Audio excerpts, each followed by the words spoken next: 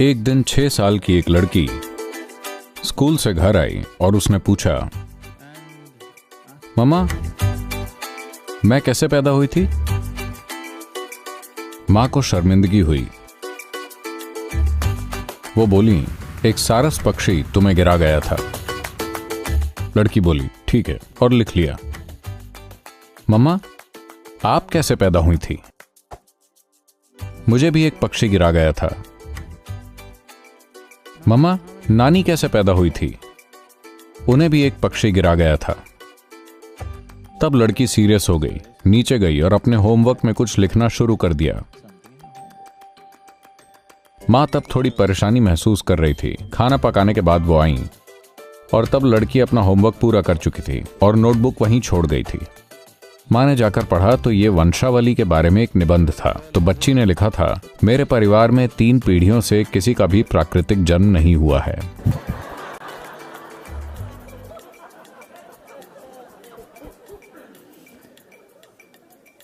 तो इन बेतुके आइडियाज की वजह से या तो हम किसी चीज को बहुत बड़ा चढ़ा देते हैं या फिर हम बेवजह छुपाने की कोशिश करते हैं। इसकी आपकी जिंदगी में एक भूमिका है। अगर आप इसे बहुत बड़ा चढ़ा लेंगे तो यह आपके दिमाग में एक विकृति बन जाएगा। अगर आप इससे दूर रहना चाहेंगे तो आप अपने मन में और भी ज्यादा विकृत हो जाएंगे। तो कई कारण हो सकते हैं कि कोई क्यों सेक्स में आसक्त होता है। किसी के लिए यह बस सुख है और किसी के लिए यह रिश्ते और संबंध बनाने का एक तरीका है। नहीं तो लोगों को लगता है कि वो एक दूसरे से दूर हो रहे हैं। हो सकता है वो बिल्कुल ठीक हैं, लेकिन कई सारे लोगों के दिमाग में ये बात बैठ गई है कि अगर उनके बीच सेक्स नहीं है तो असल में वो एक दूसरे से दूर हो रहे हैं। ऐसा नहीं है। आप शारीरिक रूप से न जुड़कर भी किसी से बहुत करीब से जुड़े हो सकते हैं, है कि नहीं? लेकिन समाज दिमाग में भर रहे हैं, खासकर दुनिया के इस हिस्से में लोगों के मन में ये बैठ गया है, अगर सेक्स नहीं है तो वास्तव में आपका रिश्ता ही नहीं है। असल में रिलेशनशिप शब्द ही, इसे मुझे समझने में कुछ टाइम लगा कि यहां अगर आप कहते हैं रिलेशनशिप तो उसे शारीरिक संबंध समझा जाना चाहिए और कुछ रिलेशनशिप नहीं है। अगर मेरा आपके साथ एक बहुत गहरा रिश्ता हो सकता है आपके शरीर की परवाह किए बिना, है कि नहीं? हां, आपके शरीर के प्रति मेरा कोई आकर्षण नहीं है, पर मेरा आपके साथ एक बहुत गहरा संबंध हो सकता है। पर यह सभी संभावनाएं पूरी तरह से खत्म कर दी गई हैं। एक रिलेशनशिप मतलब आपको किसी तरह से शरीर से जुड़ा होना होगा, पुरुष महिला या पुरुष पुरुष महिला महिला, जो भी आपको पसंद हो।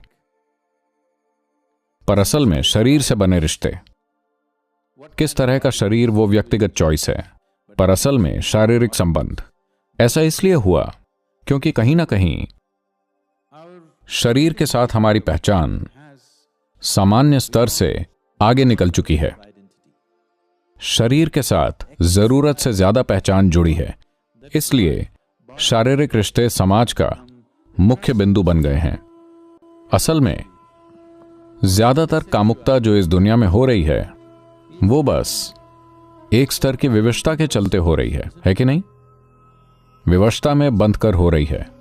आखिरकार अभी मैं बोल रहा हूं, यह एक तरह की ऊर्जा है। आप मुझे देख रहे हैं, ये एक तरह की ऊर्जा है। आप मुझे सुन रहे हैं, वो एक तरह की ऊर्जा है। ये इसी जीवन ऊर्जा की अलग अलग अभिव्यक्तियां हैं, है ना? अब कामुकता भी उसी ऊर्जा की एक और अभिव्यक्ति है। तो व्यक्ति को यह तय करना चाहिए कि उसकी कितनी ऊर्जा किस दिशा में वो लगाना चाहता है, क्योंकि आखिरकार आप एक सीमित मात्रा की ऊर्जा हैं, है ना? देखिए, यह ऐसा है कि आपकी कुछ आमदनी है। मान लेते हैं आपके पास महीने के 50,000 रुपए हैं। घर के किराए के लिए कितना, खाने के लिए कितना, स्कूलिंग के लिए कितना, मौज मस्ती के लिए कितना, छुट्टियों के लिए कितना, ऐसे आप बांटते हैं, है ना? कल सुबह आपको सैलरी मिली और शाम को आपने बाहर जाकर उड़ा दी। अब अगला महीना परेशानी भरा होने वाला है कि नहीं? ठीक है, आपके पास क्रेडिट कार्ड है, लेकिन आपकी जिंदगी में हर चीज, अगर आप जिंदगी को समझदारी से संभालते हैं तो आप उसकी हर चीज को बांटते हैं आपकी अपनी समझ, अपनी जरूरत और अपनी क्षमता के हिसाब से, है कि नहीं? यस। आपका पैसा, समय, ऊर्जा, क्या हर चीज को आप नहीं बांटते? जैसा आप उन्हें बांटना चाहते हैं। यह भी वही चीज है। इसकी कितनी जरूरत है?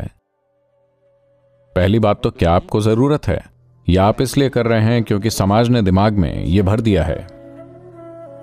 अगर ये एक जरूरत है और मैं आपसे इसे रोक देने को कहूं तो आप विकृत हो जाएंगे, क्योंकि ये सारी चीजें आपके दिमाग में चलेंगी। और अगर कोई आपको कह रहा है कि तुम्हें करना ही होगा, अगर नहीं करोगे तो तुम नॉर्मल नहीं हो, तो एक दूसरे तरह की विकृति आ जाएगी। दोनों की जरूरत नहीं है। बस इतना है कि अगर इसकी इच्छा है तो आप उपभोग करते हैं, लेकिन आप उसकी सीमा को समझते हैं। आखिरकार आप पुरुष और महिला के पीछे नहीं जा रहे। पहले भी हम चर्चा कर चुके हैं, आप एक तरह के सुखद अनुभव के पीछे जा रहे हैं। तो एक बार अगर आपने किसी सुखदता का अनुभव किया तो क्या आप उसमें और गहरे नहीं उतरना चाहेंगे? क्योंकि जो भी सुखद अनुभव हुआ है, शायद आपने दूसरे व्यक्ति को माध्यम बनाया, लेकिन यह सुखद अनुभव आपके भीतर हुआ है ना? तो मान लीजिए वैसे भी यह अनुभव आपके भीतर हो रहा है, दूसरा व्यक्ति इसे खोलने की बस एक चाबी है। तो क्या आप चाबी को अपने हाथों में नहीं रखना चाहेंगे? हां, यानी कि अगर आप ऐसे बैठें तो आप चालू हैं पूरी तरह से। आपको किसी की जरूरत नहीं, क्योंकि किसी से सुख लेने के लिए आपको कई तरह के नाटक करने पड़ते हैं। ये यूं ही नहीं हो जाता। इसे अंग्रेजी में कोर्टिंग कहते हैं। एक बार आप कोर्ट जाते हैं तो फैसले का दिन भी आता है। इसमें भारी मात्रा में समय, प्रयास, ऊर्जा और हर तरह की चीजें लगती हैं। खीज, जलन, समस्याएं, सब कुछ इसके साथ जुड़ा होता है। अगर आप लगातार ये देखते रहते हैं कि मुझे इस व्यक्ति से क्या मिल सकता है, उस व्यक्ति से क्या मिल सकता है, तो ये ठगी है। इसे लव अफेयर कहते हैं,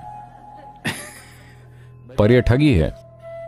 लेकिन अगर आप खुद से ही एकदम परम आनंदित हैं और जब लोगों के साथ हैं, तो ये उस परमानंद को बांटने के बारे में है। ये इस बारे में है कि अगर उन्हें इसका स्पर्श नहीं हुआ है तो किसी तरह उन्हें इसका स्पर्श दें, न कि इस बारे में कि आप उनसे क्या निचोड़ सकते हैं। तब आपके जीवन की पूरी बुनियाद बदल जाती है।